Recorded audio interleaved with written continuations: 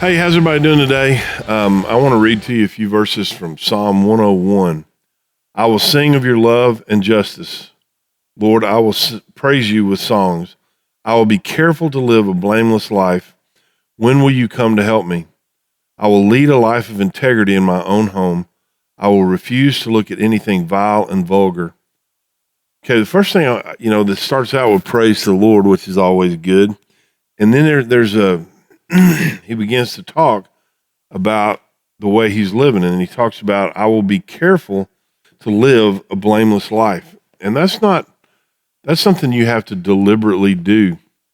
And then he kind of gives us one of the best definitions, I think, about what integrity really looks like.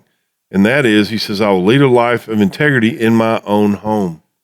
And that's really where integrity is born out, is when you are somewhere where no one else can see you, where you can get away with things if you wanted to. That's really the test. It's not when you're out in public and people can see you and you choose not to do something because people can see you, although that's important too. But the real test of integrity is, who are you when no one else is looking? And he kind of gives a great, the follow-up to that, even though they didn't have the internet back in David's day, it's pretty apropos for us in this day and age. He says, I will refuse to look at anything vile and vulgar. I hate all who deal crookedly. I will have nothing to do with them. And so there's two parts to that. Number one is he's committed to what he looks at with his eyes, even in his own home where no one else can see him. And that's an important part of integrity. Integrity is that it means you can be trusted no matter what the circumstance. I remember there were, we grew up, and then in college this became this big thing called situational ethics. Well, what would you do if this happened or that happened or this happened? One of them was, would you, what if you could go back and stand over Hitler's crib when he was in the crib? Would you take his life knowing that you'd save all these other people?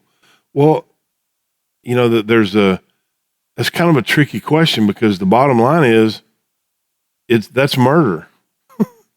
And that's a helpless baby. And I get the premise that, well, maybe you could save, but how do you know that somebody else wouldn't have jumped up that could have been worse? I mean, I know that's maybe hard to imagine, but the bottom line is when you're there and nobody else is looking, what you do is who you are.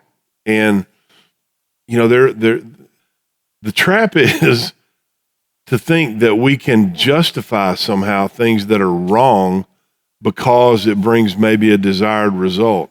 Well, that's always a misnomer, because the main one that we're offending, the Bible tells us that when we sin against God. David told us that. Against you and you only have I sinned. So if you commit a sin, even though you may say, well, I had good reasons to do it, and I was trying to do something good, you've still offended God. And that's the life of integrity is a life that chooses to live blameless before God, not man. And so even though man may say, hey, this is okay, if God says it's sin, that's our ultimate responsibility, is to live a blameless life before him. So Psalm 101 is a great psalm.